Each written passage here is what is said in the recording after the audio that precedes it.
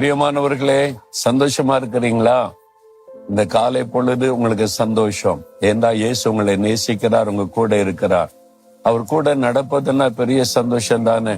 இயேசுவோட நடக்கிறீங்களா? வெறுமனே walk with Jesus பார்த்துட்டு அப்படியே போயிடுறீங்களோ? காலையில எழும்பி வேதத்தை வாசிக்கணும், தியானிக்கணும், ஜெபிக்கணும், இயேசுவோட நீங்க நடக்கணும். அதுதான் ஆண்டவர் எதிர்பார்க்கிற காரியம். அப்படி ஆண்டவரோட நடந்தாதான் அவர் பேசுகிற வார்த்தைகளும் உங்களுடைய வாழ்க்கையில பலிக்கும்.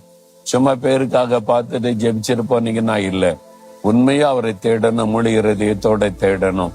அப்போ அந்த ஆசீர்வாதத்தை காண்பீங்க. எங்க இந்த மாதிரி அழகான இடலா இருக்குன்னு பாக்குறீங்களா?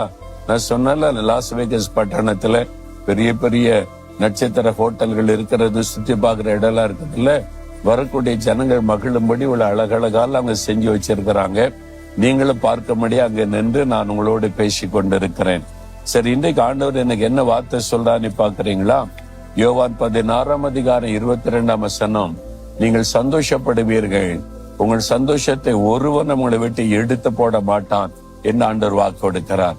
இப்ப துக்கமா இருக்கிறீங்க, ஏதோ ஒரு காரியம் உங்களை பாதித்து இருக்கிறது, மனதுக்குள்ள ஒரு துக்கம், ஒரு வேதனை. ஆண்டவர் சொல்ற நீங்க சந்தோஷப்படுவீங்க அப்படின்னா என்ன அர்த்தம்? உங்களுடைய துக்கம் சந்தோஷமாய் மாறும். என் மகனே, என் மகளே, இப்ப நீ துக்கத்துல இருக்கல, இல்ல நீ சந்தோஷப்படுவ. இன்றைக்கு நான் உன்னை சந்தோஷப்படுத்துவேன்.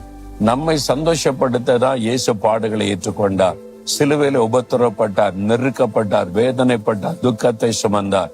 உங்களுக்காக மகளே, உனக்காக மகனே, உங்களுக்காக தான் தன்னையே நூறுக்கு ஒப்பு கொடுத்து பாடுகளை ஏற்றுக்கொண்டு நீங்க எப்பவுமே சந்தோஷமா இருக்கணும்னு கர்த்தர் விரும்புகிறார். உங்களுடைய சந்தோஷத்தை ஒருவனும் எடுத்து போட முடியாது.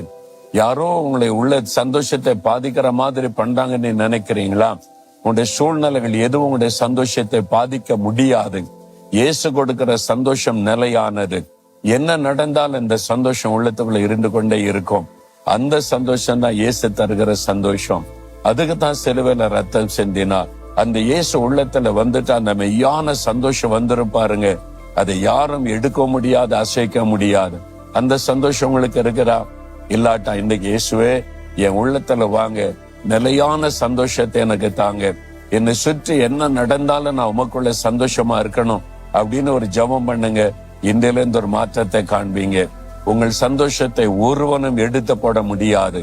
இன்றைக்கு அறிந்து கொள்ளுங்க, எந்த பிரச்சனையும் உங்களுடைய சந்தோஷத்தை எடுத்து போட முடியாது. இயேசு கிறிஸ்து கொடுக்கிற சந்தோஷம் நிலையானது. மகிழ்ச்சியோட ஆண்டவரை துதிங்க. ஆண்டவரே, நீர் கொடுத்த சந்தோஷத்திற்காய் ஸ்தோத்திரம். அது நிலையானது. ஒருவனும் அதை விட்டு எடுத்து போட முடியாது. இயேசுவே, என் உள்ளத்துல வந்து எனக்கு இந்த சந்தோஷத்தை தாங்கன்னு யார் ஜெபிக்கிறாங்களோ அவனுடைய உள்ளத்துக்குள்ள இந்த மெய்யான சந்தோஷம் வரட்டும்.